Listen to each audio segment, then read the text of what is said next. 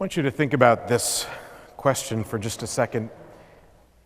How many of you have, at one point or other, left home in your lives to leave for a job or school or an extended bit of travel? To have enough experience that when you came back you felt different? How many of you have had an experience like that somewhere in your lives? Raise your hands. Okay. Maybe I should ask, how many of you have never left home and had that kind of experience? I think you need to get out more. Not even a long vacation? Oh, well, we'll talk. You know, there's that experience that we have sometimes when we leave for long periods of time. Say we do go off and get educated at college, or we go and leave for a job, we move our family, and then we come back, and we feel changed. Our perspective has been widened. Maybe we've traveled in a different country and we see through the eyes of people with a different culture. Maybe we've had experiences that have expanded our horizons in ways that we never expected when we left home, but we're changed. I remember experiences, for instance, when I left Rochester to come to Syracuse for college at Lemoyne, and I remember going home after the first break, and everything felt so small, especially the refrigerator. It was just one of those things. Or I remember after I entered religious life, and I headed down to the Dominican Republic, and I was living with people who were materially poor for about 2.5 months, and we lived on rice and beans every day, an occasional chicken. But the experience then of coming back to the United States and going to Wegmans and seeing an entire aisle of toothpaste, it just seemed wrong, right? There's that sense of being changed by some of our experiences when we move from deprivation to abundance. Or, truth be told, I remember a certain time I came back after a couple of years in religious life, and I was out to dinner with my parents, and I ordered a scotch on the rocks. And I remember my mom saying to me, "What are those Jesuits teaching you?" It's just not the kind of thing that we did in my house, right?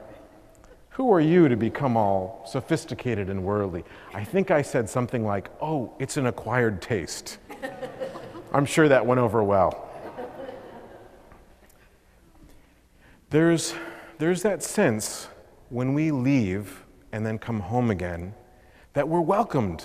You know, our families want us back home, or whoever our community is.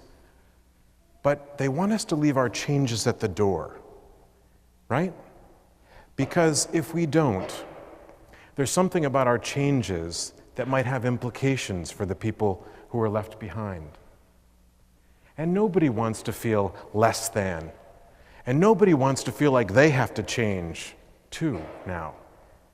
You know how folks sometimes go off on a spiritual retreat or kind of a self-help workshop, and they come back and all of a sudden, well, whatever they experience, they want you to experience too, right?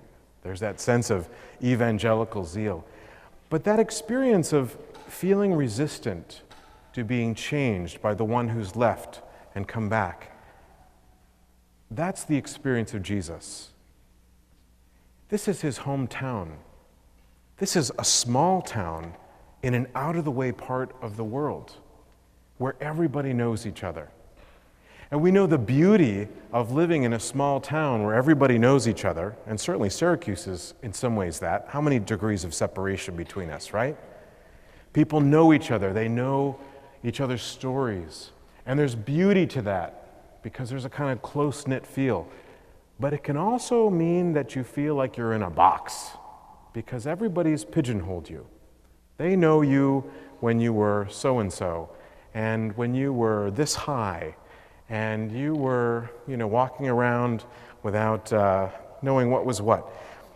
When Jesus comes home, there is a sense of, where has this guy been that he's talking the way he's talking? That he's telling us these stories and using these figures of speech. I mean, he's using metaphors, for gosh sake, right? Who does he think he is? He stands up in the temple as if he's a teacher. What authorized him to do that? Right? He's been changed somehow, and not only has he been changed, but he's come home with this ragtag group of guys who are following him. He's got an entourage. Who does he think he is? You know what I'm talking about? Yeah. Right? There's that sense of how does his hometown accept him? Now, it's a little bit mysterious because Jesus actually does something a little strange. He seems to instigate them and provoke them. And that certainly isn't what they expect. And in fact, it frustrates them and angers them. They've put him in a box. He is Joseph's son, the carpenter. You know, that one who maybe stories went around, as I've shared with you in the past, about his paternity. You know, who does he think he is, stepping out of line like that? When I lived in Australia, they had an expression, the tall poppy. You don't want to be one, because the tall poppy gets mowed down. So everyone fits in, everybody conforms. But in the face of that experience of everyone wanting to box him in and keep him the way he was so that they don't have to think differently or change their perspective or expand their hearts or minds, Jesus exercises a very powerful freedom because he's been reading the book of Jeremiah, the readings from Isaiah the prophet. Jesus understands himself as one of those prophets. And he has their freedom because, as Jeremiah heard from God, he believes he is completely beloved by God. He trusts that love.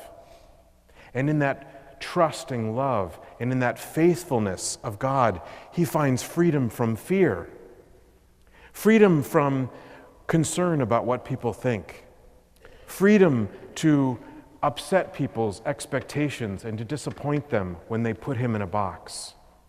Jesus experiences freedom from any of the anxieties that often get in the way of our own lives, even freedom from death, because as he hears in this prophet Isaiah, there is like a wall of brass, a wall of protection around his spirit. Not even death can overcome him. That's freedom. And what does he use that freedom for? He uses that freedom to take up the mantle of prophet, to preach the good news, to step out of line and upset the apple cart. He breaks rules, all those rules of purity and conduct that were part of the Leviticus Old Testament. He steps out of line. He steps out of line on the Sabbath. He steps out of line and reaches across the aisle to sinners. He steps out of line and upsets authorities who think that this is what it means to be a good person. And he says, no, open your hearts, open your minds. There's more. He uses that freedom to love without counting the cost. And he calls us to do the same. We, my friends, we gather each weekend for liturgy around this table where we profess our love for this Jesus. Are we willing to be changed by him? Are we willing to allow our own freedom to deepen and to grow? That we are freed from people's sometimes unhelpful expectations of us? Are we free to foist away, the fear of authorities that will come down on us if we say the wrong thing in the face of injustice? Are we free from the fear of death so that we too can take up the mantle of prophet, which is one of the responsibilities of our baptism? As we reflect on the hearing of the word today, as we gather around this table and we take in the body and blood of Jesus, that body and blood is our body and blood. His freedom is our freedom. Are we willing to live not only as followers, but as disciples out there?